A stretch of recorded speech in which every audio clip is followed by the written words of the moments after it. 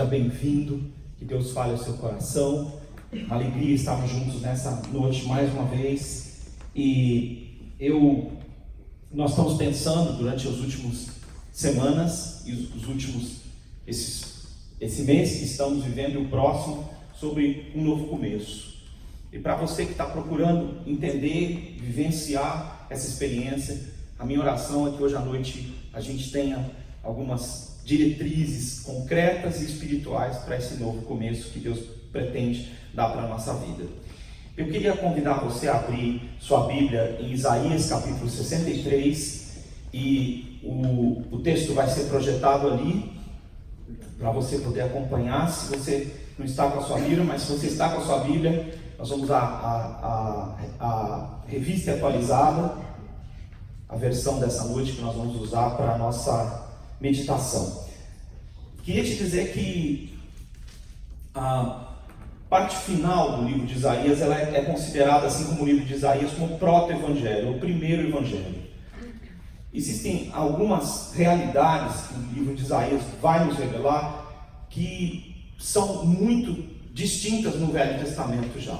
A compreensão e a clareza que Deus vai dar a Isaías sobre quem é o Messias, sobre como esse Messias será, e é muito especial. Os capítulos finais, a partir do capítulo 60, 59 em diante, Isaías começa um momento de intercessão para que Israel viva uma nova experiência com Deus. E é um momento de oração, um momento de palavras de avivamento muito fortes, especialmente os capítulos 63 e 64, eles chegam ao ápice dessa busca de que Deus faça algo novo, e eles desfecham sobre o novo céu e a nova terra que vão existir no final do livro, tá? Capítulo 63, os versículos de número 11 em diante, diz assim: Então o povo se lembrou dos dias antigos de Moisés e disse: Onde está aquele que fez subir do mar o pastor do seu rebanho? Onde está o que pôs nele o seu Espírito Santo, ainda se referindo a Moisés? Aquele cujo braço glorioso ele fez andar à mão direita de Moisés, que fendeu as águas diante deles, criando para si um nome eterno. Aquele que os guiou pelos abismos como o cavalo no deserto, de modo que nunca tropeçaram. Como animal que desce aos vales, o Espírito do Senhor lhes deu descanso. Assim guiaste o teu povo para te criares um nome glorioso. Atenta do céu e olha da tua santa e gloriosa habitação. Onde estão o teu zelo e as tuas obras poderosas? A ternura do teu coração e as tuas misericórdias, elas se detêm para comigo. Mas tu és o nosso Pai, ainda que Abraão não nos conhece, e Israel, ou seja, Jacó, não nos reconhece. Tu, ó Senhor, és o nosso Pai, nosso Redentor é o teu nome, desde a antiguidade. Onde está o Deus de Moisés? É assim que é tematizado esse texto. Onde está o Deus de Moisés? É essa a oração, é essa a súplica que Isaías vai fazer. E ele vai perguntar o seguinte: nos tempos antigos, verso de número 11, ele diz: nós vimos o que o Senhor fez através de Moisés. Nós vimos o que é que o Senhor fazia, como é que o Senhor agiu. Onde é que está o Deus de Moisés? Onde é que está esse Senhor? Onde é que está aquele que fez Moisés se tornar esse homem que libertou Israel? Primeira coisa que eu queria te dizer sobre esse onde está o Deus de Moisés: em primeiro lugar, Deus envia pastores. Versículo de número 11 ainda diz: aquele que fez subir do mar a Moisés, o pastor do seu rebanho. Onde está aquele que pôs nele o seu Espírito Santo? Queria te dizer que na antiguidade as referências, elas não duravam. Por quê? Porque casa, a fazenda, o patrimônio, duravam até que a violência chegasse. Por quê? Porque as referências elas não duravam. Se você lê o livro de Reis, é muito terrível. Se você acha que na história da América Latina e da África caem ditadores e sobem outros ditadores no lugar deles, vocês precisam ler o livro de Reis. Um rei está vivo até que o outro o mate. Um homem é casado até que alguém se engrace pela esposa dele.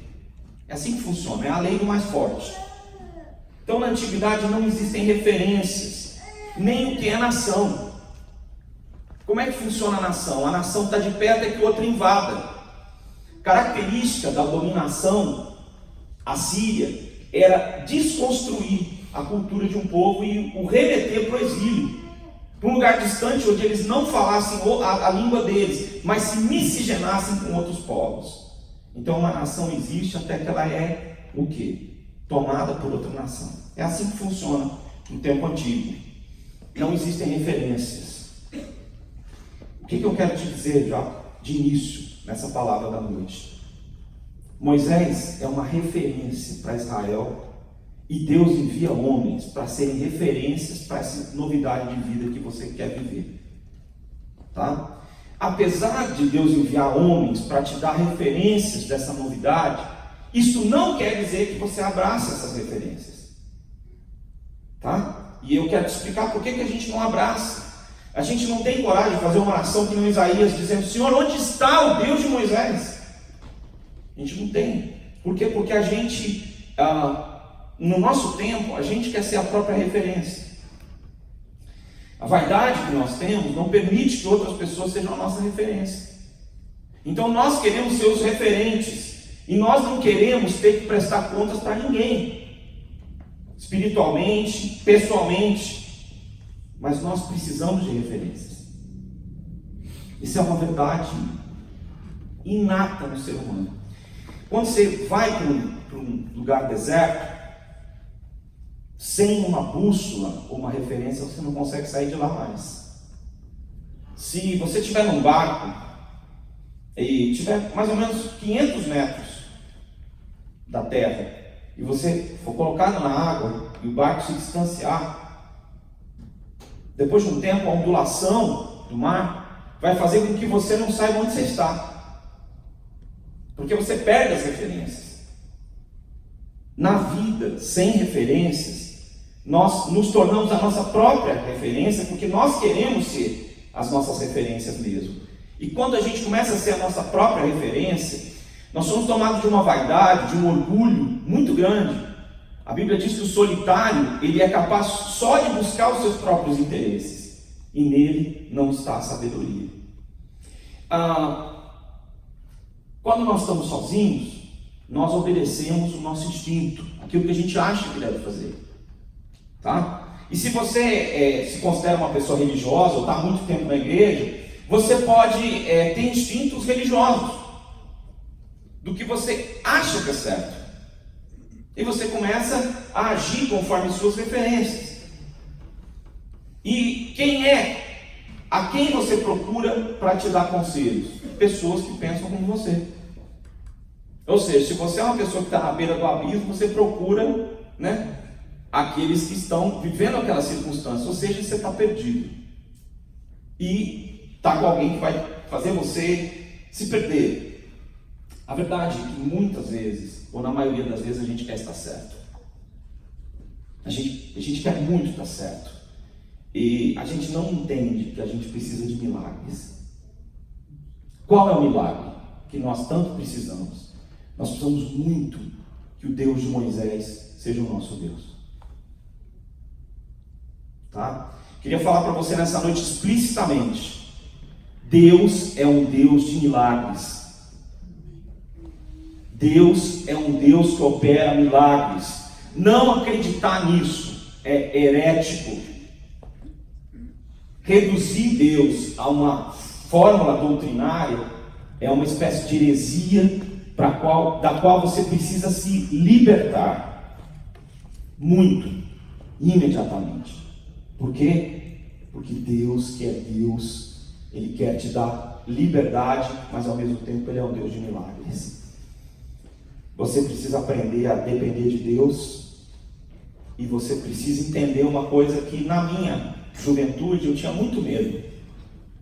E eu estava certo de ter medo disso.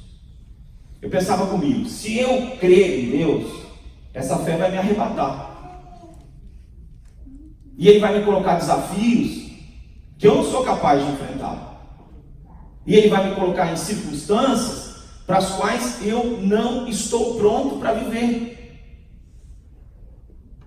O que vai acontecer comigo se eu seguir a Deus? Eu queria te dizer que aconteceu exatamente isso comigo.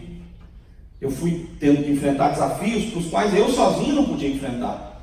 E o que aconteceu depois de 20, 30 anos de aceitar esse chamado? A mesma coisa. É assim que funciona. Você não pode. Você precisa esperar em Deus e Ele precisa operar o que você não pode operar. O que a sua graça e a sua ideia não podem operar. Queria te dizer nessa noite que Isaías, quando ele está escrevendo isso, ele está dizendo o seguinte: olha, nós não somos e nós não estamos como éramos. Nós estamos à beira do exílio. Nós vamos sair dessa terra e vamos para outra terra. As coisas não estão indo bem. Talvez você esteja vivendo o caos, mas você ainda não tenha chegado à conclusão de que você precisa de referências. Assim como Isaías está dizendo: Senhor, onde está o Deus de Moisés, que era o pastor do teu povo? Talvez você esteja vivendo uma vida aos olhos do seu pai, que é Deus, miserável. Uma vida miserável, espiritualmente miserável, emocionalmente miserável, com sonhos e projetos miseráveis. E como é que Deus vai trabalhar na sua vida se você está vivendo um círculo vicioso? Sabe? Nos mesmos caminhos, sempre. Quais são as suas referências? O que é que de verdade está desafiando você? Queria te dizer que na vida espiritual, muitas vezes a gente não quer olhar para Moisés porque a gente se sente ou humilhado ou porque ele é um homem como eu e você. Então a gente não procura ter referências, porque elas nos desafiam e nós não queremos desafios. O que precisa mudar na sua vida para que o Deus de Moisés, o Deus de Abraão, o Deus de Isaac, o Deus de Jacó, o Deus de Elias seja o seu Deus? O que precisa acontecer? Deus continua sendo o mesmo? Ele ainda pode operar milagres? Ou ele é um Deus parecido com a calmaria de um vento que passou? Por que os milagres desapareceram? O que está acontecendo comigo e com você? Queria te dar clareza para algumas coisas de por que nós não fazemos essa oração: onde está o Deus de Moisés? A Bíblia diz que houve um homem enviado por Deus cujo nome era João. Isso está no Evangelho de João, no capítulo 1, versículo 6. Qual que é o problema desse homem enviado por Deus cujo nome é João? E a gente vai saber que é João Batista. João Batista era estranho. Ele comia gafanhoto. E gafanhoto é estranho. E é amargo. E é por isso que ele colocava mel silvestre. Ser discípulo de João era comer gafanhoto, irmão. Não tenha dúvida que os apóstolos de Jesus, que foram seguidores de João Batista por um período, comeram o que João comia. Não vestiam o que João vestia, porque João vestia pele de camelo, roupa rústica. E as pessoas olhavam para João e diziam: esse cara é estranho, é louco. E aí veio Jesus. Jesus usava roupas normais do seu tempo. E ele comia com pessoas que eram consideradas pessoas à margem da sociedade. E Jesus disse que eles não aceitavam João e nem Jesus. E que a sabedoria de Deus estava acima de tudo isso. Sabe qual é uma característica nossa para a gente não ter referências que mudem a nossa vida? Pessoas, homens de Deus, mulheres de Deus. Nós desqualificamos essas pessoas porque eles são homens, como nós. Então nós dizemos assim: olha, essa pessoa ela tem defeito, houve um homem enviado por Deus cujo nome era João. Ser João não tinha defeito nenhum. E ser um homem é assim que Deus age. Deus prefere usar homens e transformar a falibilidade dele em graça. É assim que Deus age. Eu não gosto de gente que lê a Bíblia para criticar os homens e as mulheres de Deus e achar defeitos e tentar usar a psicologia moderna para explicar os problemas que eles tiveram. Acho muito ingênuo várias dessas explicações. Acho linda a Bíblia ela ser capaz de mostrar para nós, homens e mulheres como eu e você, mas de Deus. Possessivo, genitivo, homens de Deus. Pessoas que foram possuídas por Deus e que Deus usou grandemente. E hoje, nossos dias estão precisando de pessoas assim. Pessoas que realmente sejam possuídas por Deus. Mas nós temos uma grande dificuldade de olhar para essas pessoas que estão no nosso meio. Quero tecer elogios para as mulheres aqui. De fato, as mulheres são a base da igreja. E há muitas mulheres de oração. Talvez mais mulheres de oração do que homens de oração. Eu não quero julgar você, mas no meu ministério eu tenho visto mais mulheres de oração do que homens de oração. Ao passo que as mulheres muitas vezes não estão à frente, aqui como a Mari estava falando, hoje muitas não estão, mas elas estão fazendo um papel impressionante. Quero dizer que Deus está agindo na igreja, e Ele está agindo de uma forma multiforme, Ele não está agindo só através de Eli Moreira. Eu também já quero antecipar que pastores são pessoas que cuidam de gente, e a cidade precisa de pastores. Ou então você vai acreditar que existe um homem onipresente. Você acredita nisso? Um cara que vai estar em todo lugar falando para todo mundo. Ai, o pastor precisava estar aqui, o pastor ali precisava estar aqui. Irmão, teletransporte não existe ainda, e a onipresença é divina. Deus mandou você. Você tem que ser um instrumento de Deus. Onde está o pastor de Israel? Onde está o pastor que o Senhor enviou? Onde está o pastor que era de verdade, aquele que fazia diferença? Hoje em dia a gente tem um tipo de problema muito sério no nosso país. Os pastores ou eles são funcionários da igreja para muitas pessoas, ou eles são donos da igreja. Isso é um problema. Como encontrar o equilíbrio? Como encontrar o equilíbrio? Primeiro, o equilíbrio tem que partir de mim, que faço parte da igreja. Eu devo procurar o meu líder e conversar francamente com ele, livremente. Mas o pastor não é um funcionário, nem um dono de uma instituição. O equilíbrio não é esse. O pastoreio é uma função que deve ser desenvolvida. E a questão financeira, elas muitas vezes determinam mesmo a visão que a igreja tem do seu líder. Ele é nosso funcionário porque nós determinamos qual é o salário dele em assembleia. É assim que funciona a igreja presbiteriana. Aqui nós não somos muito presbiterianos, ninguém determinou salário nenhum, tá? Não funciona assim, eu não recebo para fazer o meu trabalho com vocês. Mas uma igreja presbiteriana funciona assim. Em outros lugares as pessoas são os donos.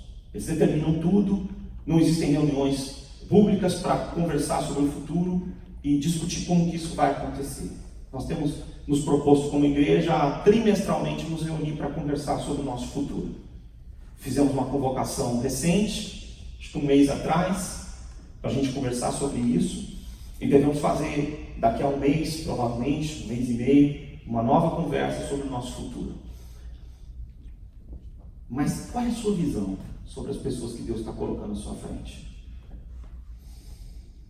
Eu queria te dizer que as pessoas que Deus coloca na nossa vida são referências para nos guiar, para nos tirar da escuridão. Acho bonito o que Paulo diz aos Filipenses: o que vocês viram em mim, façam isso, e o Deus da paz estará com vocês. Nós temos duas correntes teológicas nos nossos dias hoje. Elas se definem entre aqueles que sabem e não fazem.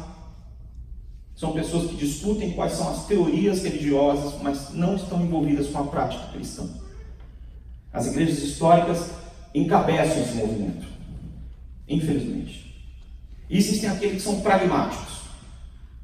Eles vão mover, estão no mover. Que mover que é esse? É o mover. Estão se movendo para lá e para cá, e o pastor tem que se mover. Gritar, pular, fazer cambalhota, é mover, é a igreja do mover. E qual o conhecimento que eles têm das Escrituras? Muito pouco. A exposição das Escrituras às vezes são histórias, e o líder vai lá contar histórias. Muito triste. Nenhum desses dois movimentos está com a verdade, e nenhum desses dois movimentos, nos seus extremos, são bíblicos, porque eles não praticam o que dizem ou não conhecem as Escrituras. Hoje eu não tive bem à tarde, nos últimos dias não tive muito bem, e eu não pude ir a Paulista. A Mari falou há pouco. O que aconteceu hoje à tarde? Nosso grupo que está tocando hoje estava na Paulista. Centenas de pessoas pararam para ouvir a mensagem que foi cantada, uma ponte entre graça comum e graça especial, entre o que as pessoas conhecem e cantam e o que elas não conhecem cantam e não cantam, que são as nossas canções. Uma ponte foi criada para as pessoas ouvirem o Evangelho. Isso é prático, não é alguém falando o que a gente precisa fazer, mas é a gente fazer o que a gente vive falando, tá? Onde está o Deus de Elias? Primeiro, olhe para as suas referências. Você tem uma pessoa de oração na igreja? Se aproxime e diz: eu quero aprender a orar. Mas você vai ter que ir orar. Você tem uma pessoa que testemunha do Evangelho bravamente e com vigor? Procure essa pessoa e diz: eu quero aprender com você. Tem alguém que conhece o Evangelho profundamente? Pergunte. Eu lembro de um acampamento, foi um dos mais desgastantes que eu já fui. Era um acampamento na praia. Mineiros e capixabas marcaram, eu não lembro nem o nome do lugar mais, gente. Marcaram um acampamento num colégio. E então eles acordavam muito cedo, porque quando dava meio-dia, verão, acampamento de carnaval, não dava mais para nenhuma palestra. Então tudo começava às 7 horas da manhã e eu passei o acampamento inteiro com pessoas com a Bíblia aberta atrás de mim, ou me perguntando sobre tudo que você puder imaginar. E eu lembro que na última noite as pessoas ficaram até 3, 4 horas da manhã me perguntando sobre as coisas de Deus. Não só pessoas se converteram, mas as pessoas não paravam de procurar o Evangelho, e eu me senti mais ou menos como a laranja que o cara quer sugar ao máximo. Eu achei isso ruim? Não.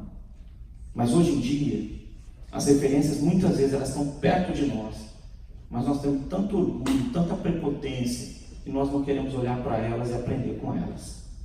Isso não é imposto, não deve ser uma briga entre nós, mas deve ser uma atitude de respeito mútuo e reverência a Deus que está agindo através das pessoas. Deus envia homens, Deus envia homens, Deus envia mulheres, e assim essas pessoas nos dão referências de como é que se procede um novo começo. Onde está o Deus de Moisés? Em primeiro lugar, Deus envia pastores. Em segundo lugar, eu queria falar sobre as obras poderosas de Deus. Por que Moisés? Por 2 motivos. Porque Deus decidiu que era Moisés. E segundo, porque Moisés decidiu que era ele. Funciona assim. Deus dispõe conforme seu plano. O homem impõe e Deus dispõe conforme seu plano. Deus chamou Moisés, Moisés disse sim. É assim que funciona. Eu e você precisamos responder.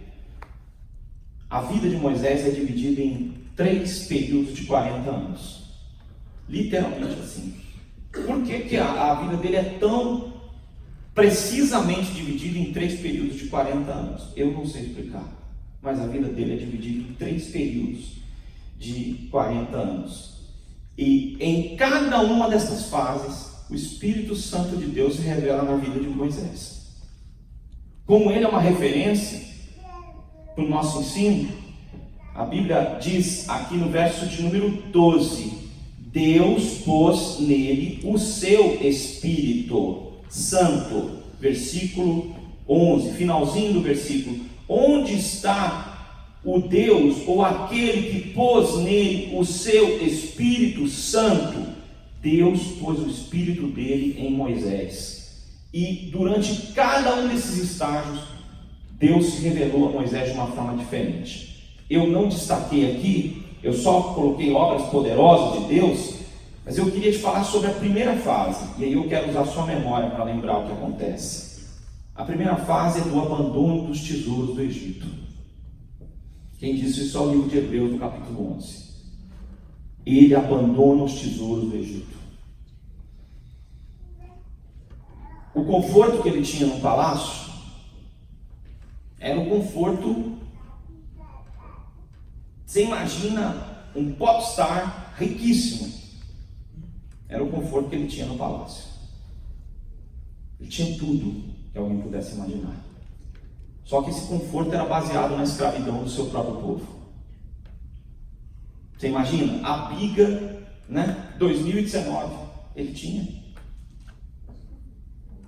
O cavalo puro sangue, ele tinha tudo à disposição. Mas ele tinha essa segurança baseada num regime de vida errado. Então, qual foi a ação poderosa de Deus nessa fase? Ele abandonar todas essas coisas. Abandonar o Egito, as práticas do Egito, seus deuses e o futuro que o Egito lhe prometia. Você quer uma mudança, um novo começo? Você tem que abandonar.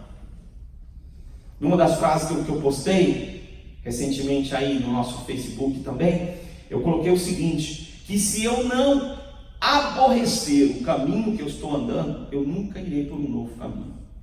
Eu preciso aborrecer. Foi o que aconteceu. Moisés aborreceu o caminho do Egito. Não queria mais para ele. Ele abandonou os deuses do Egito, as práticas do Egito, o futuro do Egito. E ele retornou para o povo de Deus. Para que lugar ele retornou? Para gente mal sucedida, que tinha insucesso, que era escravo, e gente que estava sofrendo. Caminho inverso. A igreja do nosso dia está falando que nós temos que prosperar. Como assim? Ele já estava no meio do mármore, ele já estava no meio de tudo que é bom. Pedras lapidadas, toda a ciência dos sábios egípcios. Então aquilo era prosperar? Não! Prosperidade para ele era abandonar tudo aquilo e sofrer junto com o povo de Deus, diz a palavra de Deus no livro de Hebreus, e era fazer uma escolha no insucesso. Tá? Só tem um problema.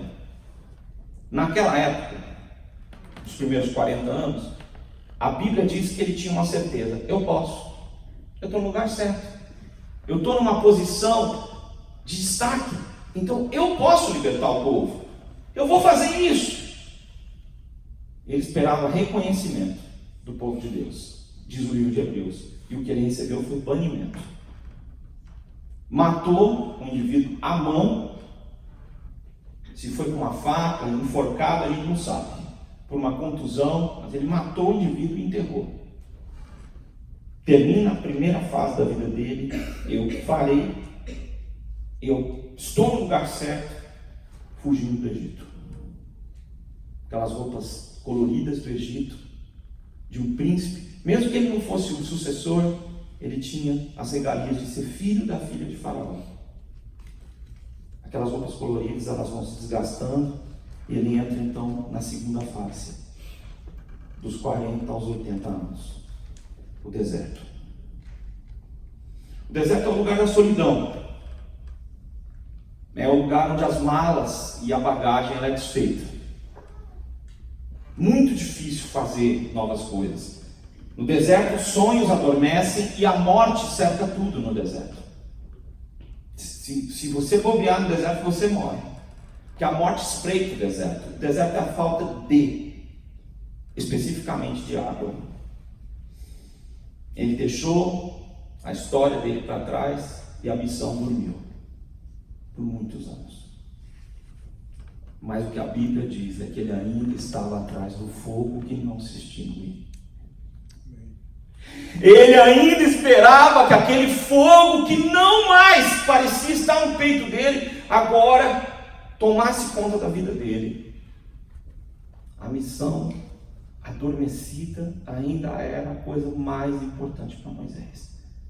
Ele ouviu falar de uma sarça, de um fogo que não pode se extinguir, que estava sobre ela. Era um arbusto. Ele disse: eu vou ver essa maravilha. E quando ele chegou para ver a maravilha, Deus, que trata as pessoas de forma pessoal, diz: Moisés, tira esse chinelo, esse sandália sua surrada no deserto, porque o lugar em que você está é terra santa. Que terra santa era essa? Um monte como qualquer outro, um deserto igual qualquer outro, mas onde Deus está é santo. Por isso que Deus quer morar na sua vida. E ele tirou as sandálias dos pés e temia olhar para o centro da sarça que queimava e não se consumia. Ele ainda era o mesmo homem que sabia que tinha uma missão, mas agora ele sabia que ele não tinha condições de cumprir a missão. Ele precisava do milagre, e ele não tinha o milagre. Meus irmãos, queria contar uma coisa de hoje para vocês. Acho que as mensagens elas têm que ser vivas, né? Hoje eu não estava bem, tive uma crise de enxaqueca há alguns dias aí, e eu queria muito estar na Paulista. É um projeto que eu tenho muito carinho, mas graças a Deus fiquei muito feliz, porque hoje o projeto aconteceu sem mim, maravilha. Mas eu estava pensando, dentro da minha impossibilidade de ir para poder estar com vocês hoje à noite. Se eu tivesse ido hoje à tarde, não sei se eu conseguiria estar à tarde e muito menos à noite com vocês. Mas eu estava assim impactado pela responsabilidade de pregar o Evangelho. Passaram-se décadas e nada mudou.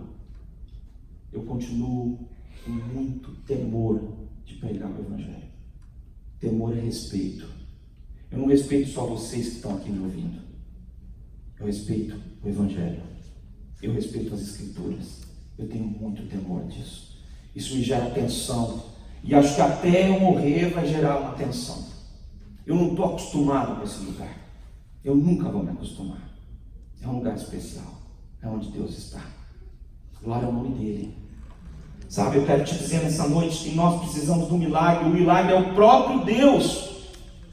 Deus que vai pegar Moisés, que não fala bem em público na opinião dele, vai dizer: você vai ser o pregador. O milagre é um Deus poderoso. E a resposta de Moisés: eu não posso libertar o povo. Deus sabe disso. E Deus diz para ele: eu posso libertar o povo. Você não precisa libertar o povo. Eu posso libertar o povo. Acabam-se 40 anos na vida de Moisés, agora ele tem 80. O deserto é o segundo estágio. Inicia-se o terceiro estágio, a terra prometida. A terra prometida é uma jornada. Uma jornada que vai ser trilhada com duas coisas: o maná e a nuvem da providência. Uma vez eu fui visitar os nossos campos missionários na igreja presbiteriana, e eu fiz uma visita em 800 quilômetros, lá no Mato Grosso, e eu fui já assustado com o calor. Falei: meu Deus do céu, como é que eu vou sobreviver a 40 graus, né? Não sei, vou passar mal. E que roupa que os caras vão querer que eu fale na igreja? Meu Deus do céu, se eles pedirem, estou perdido. Sei lá quais são os hábitos desse povo. Meus irmãos, tempo nublado, uma semana de tempo nublado. Eu glorifiquei o Senhor. Sabe o que Deus fez no deserto? Tempo nublado. Sabe por que tinha nuvem o tempo inteiro? Sabe qual é a diferença com nuvem ou sem nuvem? O pessoal do norte aqui sabe. Se você não sabe, pergunta para eles como que é com nuvem ou sem nuvem. Sem nuvem, irmão, ó, o termômetro esquenta, irmão. Deus mandou nuvem e mandou pão para eles e carne. E tinha horas que os caras falavam assim: não, eu quero tempero para mim agora.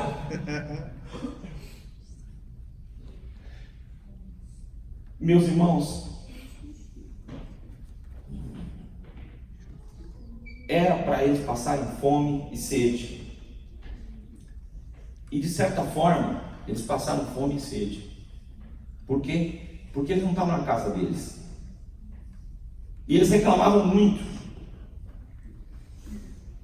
Era um lugar de esperar, de aprender a descansar. E Deus, diz o texto, lhes concedeu o descanso. Queria te falar uma coisa nessa noite, em nome de Jesus. Deus quer que você descanse. E talvez você esteja tão aflito, tão ansioso do seu futuro, o que vai acontecer com você, e você talvez não consiga mais descansar. A Bíblia diz, no texto que nós lemos, que Deus lhes deu o descanso. Deus quer que você descanse. A terra prometida vai chegar. Só que eu queria te falar bem a verdade. Em vez de um retorno triunfal de Moisés para o Egito, 40 anos depois, ele vai para a divergência. O povo no começo não acredita nele. As pessoas não acreditam nele. O sofrimento aumenta. Mas eu quero te dizer que nesse momento em que o sofrimento para os israelitas era maior que a esperança, Deus envia Moisés.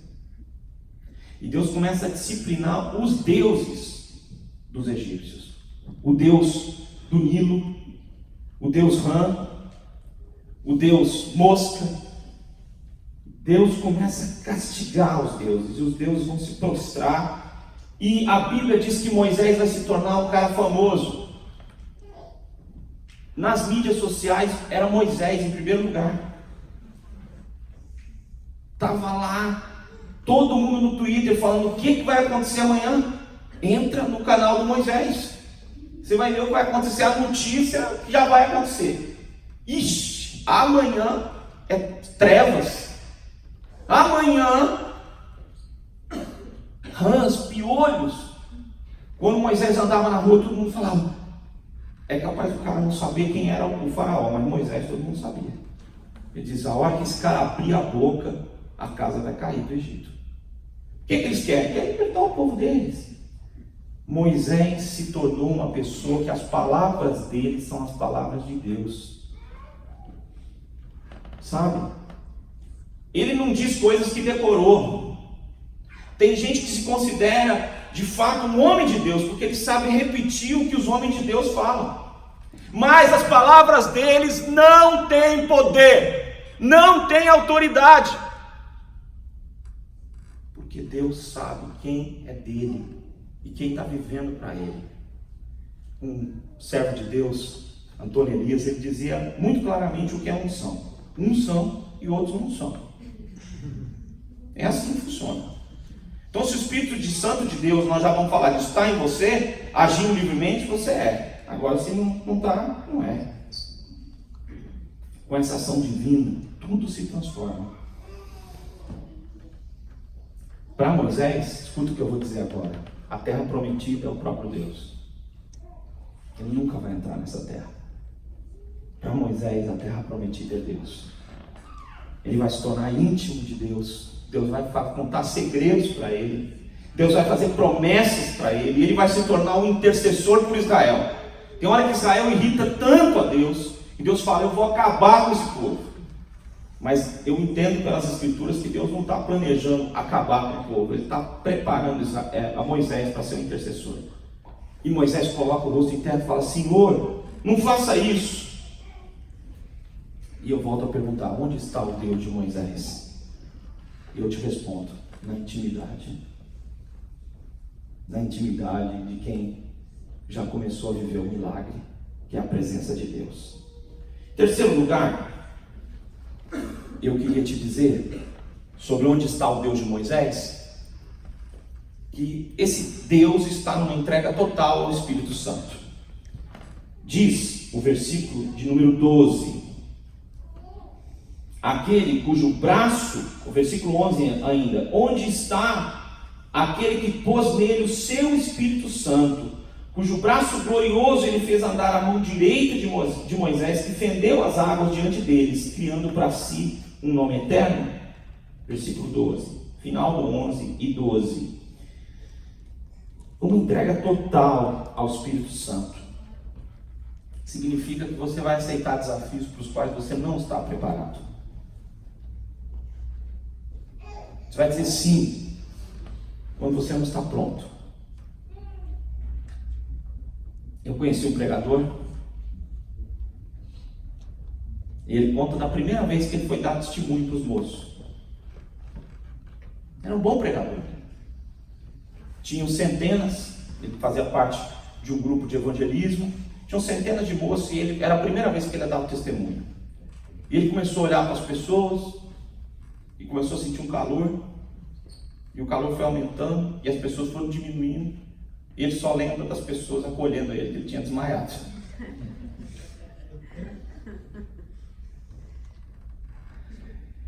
Muitas vezes você vai começar uma obra e você vai dizer: Senhor, eu não posso. E talvez você não possa mesmo. Por quê? Moisés foi desafiado a atravessar o Mar Vermelho. Imagine se aquele homem que aceitou o desafio, Deus dissesse para ele: olha, você vai ter que abrir o mar ao meio, ele dizer: Senhor, eu desisto. Eu desisto. O Senhor só quer me mandar para missões impossíveis, o Senhor quer que eu enfrente Faraó. Vai ter um momento que vocês vão sair sem nada na mão, e vai vir um exército todo com a cavalaria em cima de vocês. Tudo bem, você está pronto, você aceita a missão? Quer dizer, Deus, eu desisto. Porque ele não pode abrir o Mar Vermelho. Diz: onde está aquele que atravessou o Mar Vermelho como em terra seca? E que eles desceram às profundezas? Onde é que está esse Deus?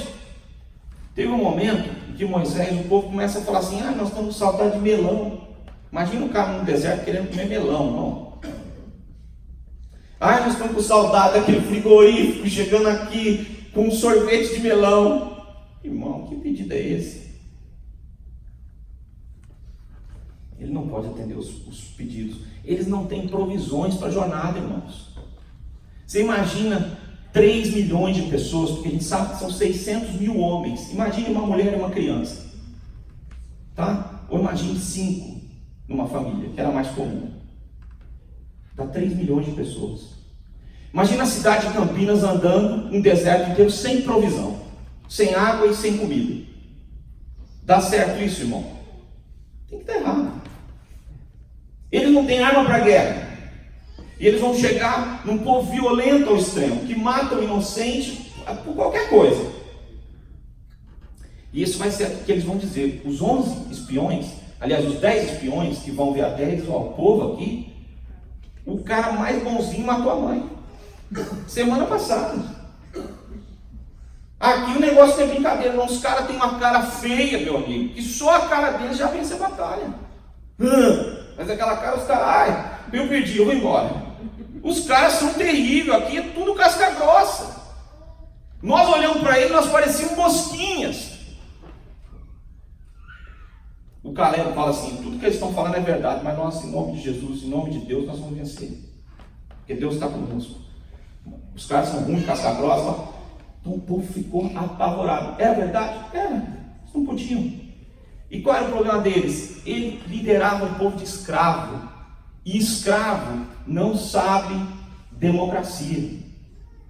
Não sabe, muito menos teocracia, que é Deus coordenando. Eles não conseguiam ouvir. Eles fariam qualquer coisa em troca da liberdade. Porque o escravo troca o seu trabalho por comida, por desejos. E eles não entendiam o que era a liberdade. Eles estavam prontos para voltar para o Egito, várias vezes, em troca de coisas. Eles querem um rei, uma terra, mas eles não querem lutar. E eles também não querem o deserto. Mesmo que para chegar na terra prometida, você tem que atravessar o deserto. Sabe? As crises profundas vão levar Moisés ao Monte Sinai, e ali ele vai ver o Senhor. E ali Deus vai começar a aprofundar a relação dele com Moisés. E Moisés vai ter o seu rosto resplandecente. Deus vai fazer uma obra tal que ele vai dizer assim: quem olhar para você vai ver que eu estou com você. E todo mundo tinha medo de olhar para Moisés, porque o rosto de Moisés resplandecia. Por quê? Porque Deus resolveu fazer uma diferença entre aqueles que adoram os bezerros e o servo dele. Queria te dizer nessa noite que o rosto do servo de Deus e da serva de Deus ainda resplandece. O nome de Jesus está sobre a fronte deles. E se você não sabe disso, as trevas sabem. E as trevas recuam, porque elas respeitam, ainda que riam ou que manifestem um jeito de se desviar, elas temem. Porque quem serve a Deus, o rosto resplandece. Mas não é gente que é membro de igreja não, que eu estou falando isso não. É uns são e outros não são, meu amigo. Como anda a sua vida de plenitude de Deus? Qual é a sua capacidade de esvaziar a casa para Deus encher? Às vezes eu quero te dizer que a nossa vida espiritual é igual um armário. Está cheio de roupa velha. E não cabe nenhuma roupa mais, por isso que nunca vai ter roupa nova. As roupas velhas estão tudo ocupando lá, meu amigo. Juntando tudo não dá uma. Sabe aquelas coisas porcaria que você gosta? Tênis furado, né? Eu ainda vou usar numa programação especial. Faz anos que a programação especial não acontece e o tênis está lá, né? Com aquele odor maravilhoso, né? De tênis velho, estragado. O armário precisa ser liberto, precisa ser livre para caber mais coisas. Moisés é agora um homem fraco e poderoso. Ele sabe que ele não pode, mas Deus está agindo plenamente na vida dele. Sabe? Ele se esvaziou das suas crenças anteriores e ele aprendeu com os pais deles o que é o temor a Deus. Os pais deles arriscaram a vida por Moisés, porque sabiam que Deus tinha um propósito para a vida daquele menino. E eles se alegraram em ver aquele menino e arriscaram a vida por causa deles. Sabe, Deus vai fazer parte de cada momento da vida de Moisés. Moisés já não deseja o poder, mas o Espírito Santo está sobre ele. E por causa disso ele vai vencer o mar, vai vencer o exército dos egípcios, em nome de Deus, porque ele sabe qual é o plano de Deus. No momento de crise, quando o exército dos egípcios vem vindo, e eles fazem menção disso aqui no texto, onde está aquele que fez atravessar o mar? Quando os egípcios tentaram, eles morreram. Há um momento que Moisés começa a orar, dizendo: Senhor, o que está acontecendo? Senhor, olha. O Senhor fala: para de orar, manda que o povo marche. Vou mandar um vento, o mar vai abrir e vocês vão passar terra seca. Manda o povo que marche. Não tem que orar não, agora é hora de marchar. Marchem para a liberdade. Moisés sabe o caminho e Deus está com ele. E Deus vai dar o descanso para ele. Acho bonito o que o versículo de número 13 diz. Dá uma olhada aqui. Aquele que os guiou pelos abismos, como cavalo no deserto, de modo que nunca tropeçaram, versículo 14. Como animal que desce aos vales, o Espírito do Senhor lhes deu descanso. Assim guiaste o teu povo para criares para ti um nome glorioso. Sabe, é muito interessante que ele usa o termo dos vales, que é onde tem os mananciais de água e onde tem vegetação abundante. Teu Espírito os levou a uma vida plena. Queria te dizer nessa noite que Deus tem um plano para você que é plenitude. E que Ele quer guiar você por esse caminho. E que eu e você precisamos crer nesse Deus. De todo o nosso coração e dizer: Senhor, eu quero que o Deus de Moisés seja o meu Deus. Porque eu estou vivendo num país em que eu não consigo acreditar além do que eu estou vendo. E eu quero crer que Tu estás vivo. Por último, eu quero ler com você o verso de número 15. Atenta do céu e olha da tua santa e gloriosa habitação. Onde estão o teu zelo e as tuas obras poderosas, a ternura do teu coração e as tuas misericórdias, elas se detêm, ou elas param ao meu redor para comigo. O coração de Deus possui dois sentimentos por você e por mim: ternura e misericórdia. Nós nunca vamos entender o coração de Deus. Nunca. Nunca vamos entender porque a gente leva um tempo imenso para reconhecê-lo e ainda assim a gente não o reconhece. Não sabe quem ele é. Ainda assim ele sente ternura por nós. Seu coração se enternece por nós. E ele sempre deseja o melhor por nós. Quando você fala assim, eu não quero mais servir a Deus, eu estou muito cansado, Deus fala assim, não, vou furar o sapato dele hoje e vou mandar chover. Deus não age assim.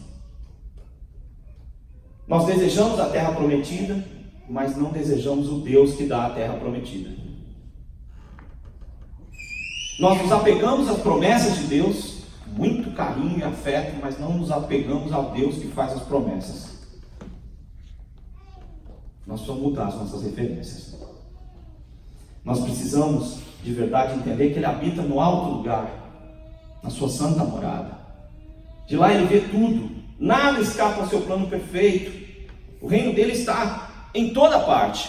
Mas aí a oração do verso 15 é: onde estão o teu zelo e as tuas obras poderosas?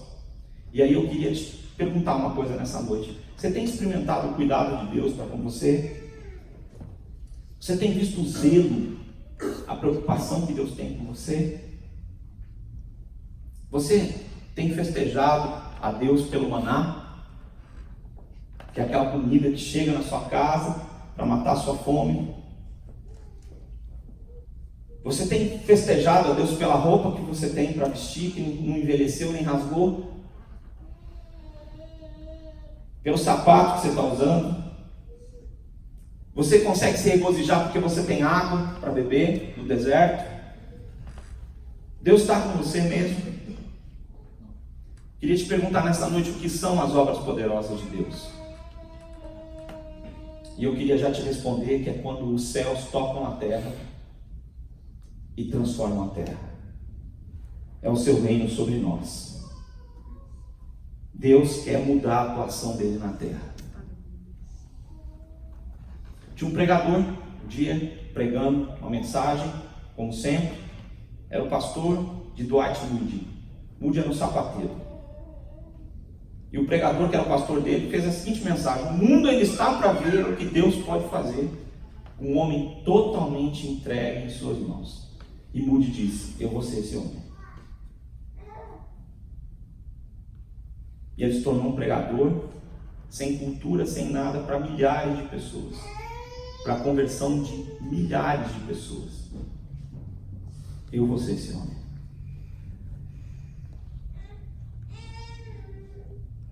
Nós precisamos entender, para que as obras poderosas de Deus se tornem reais na nossa vida, e nós creiamos que Deus pode, que Ele pode fazer qualquer coisa, e nós devemos reconhecê-lo em cada um dos nossos caminhos.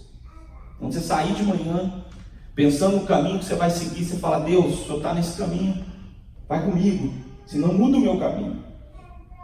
Porque, Senhor, eu quero que a minha vida reflita as tuas obras poderosas.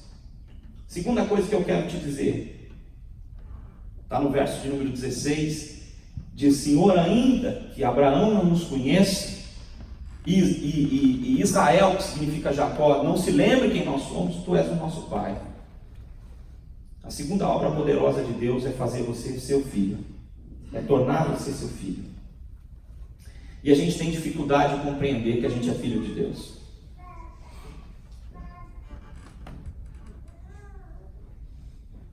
Talvez você que está me ouvindo, eu queria que você me desse a máxima atenção nisso. No seminário o pessoal brincava demais com isso. Na intimidade, o pessoal passando um sufoco, situação financeira difícil, no Nordeste, foi lá que eu fui estudar. Então o camarada falava: ai rapaz, eu estou com um problema, minhas meias rasgaram. Aí o outro, eu lembro de conversa assim, o outro falava para ele: rapaz, você só compra meia barata? Pô, mas eu não tenho dinheiro. Eu falei: é porque você é miserável, eu sou filho do rei, só compro meia boa. Mas quantas meia boa? Quantas eu consigo, mas não compro coisa porcaria não, senão não fica que nem o seu pé, é tudo rasgado. Aí o outro respondia: filho de Deus sou eu. Estou querendo brincar com essa conversa que não chega a conclusão nenhuma. Você sabe o que representa ser filho de Deus? Queria que você saísse essa noite pensando isso. Será que eu entendo o que é ser filho de Deus? Porque a pior coisa é não saber quem é seu pai. E não saber o que seu pai pode fazer por você. E continuar com modelos na sua cabeça que são muito pequenos. Que desonram seu pai. Olha o que meu filho está dizendo. De vez em quando os filhos da gente aprontam com a gente. Faz a gente passar vergonha, porque se coloca numa posição delicada. Meu irmão, você está fazendo Deus passar vergonha com o que você diz, não? Você vai na rua, fala uma coisa em nome dele e fala: mas eu não falei isso não, rapaz. Ele ainda disse que é meu filho. Está perdido. Não sabe qual é o meu plano. Ser filho é ter o caráter do pai. Tá? Porque se você disser que você tem coisas, você tem que ter o mundo inteiro. Aí você quer ser Deus. Não é isso não. É ter o caráter do pai. Viver e agir como o pai agiria. É representá-lo segundo os parâmetros que ele deu nas Escrituras. Seguindo a dimensão onde Deus vive. É não negá-lo. É não contradizê-lo com atitudes que desmentem quem Deus é. Ao invés de se orgulhar da sua origem, é preciso ser filho.